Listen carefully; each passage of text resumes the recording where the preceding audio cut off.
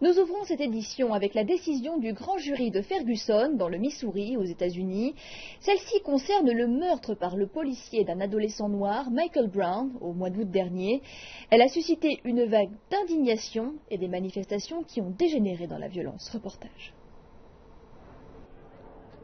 De violentes manifestations ont eu lieu à Ferguson et d'autres manifestations plus pacifiques dans le reste des États-Unis après l'annonce du verdict. Le policier blanc Darren Wilson, qui a assassiné le jeune Michael Brown, ne sera pas inculpé. Nous écouterons dans un instant la déclaration du procureur de Saint-Louis, mais regardons tout d'abord les images de Ferguson.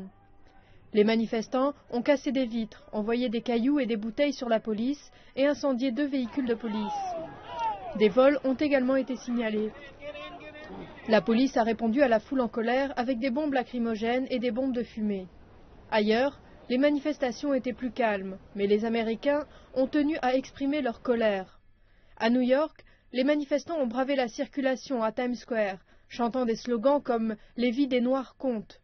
Une scène similaire à Chicago, où les manifestants ont marché sur Lakeshore Drive avec des bannières condamnant cette décision injuste.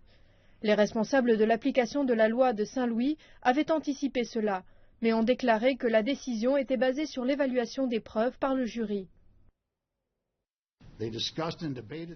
Ils ont discuté et débattu des preuves entre eux, avant d'arriver à leur décision collective.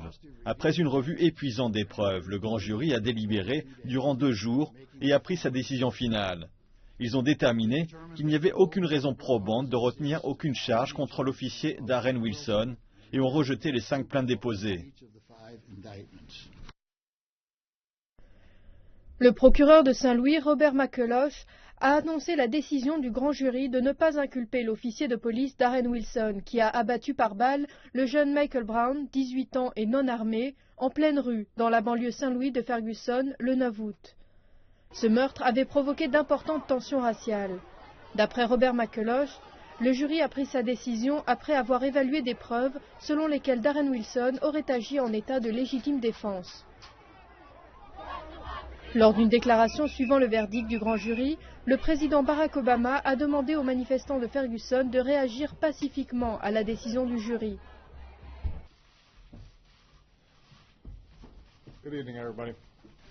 Bonjour à tous. Comme vous le savez tous, il y a quelques minutes, le grand jury délibérant concernant la mort de Michael Brown a annoncé sa décision.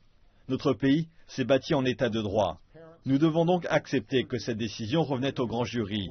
Il y a des Américains qui sont d'accord avec cela, et d'autres qui en sont profondément déçus, ou que cela met en colère. C'est une réaction compréhensible.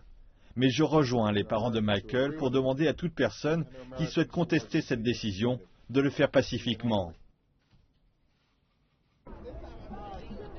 Les foules ont envahi les rues de la Californie à l'État de Washington pour protester contre la décision du grand jury.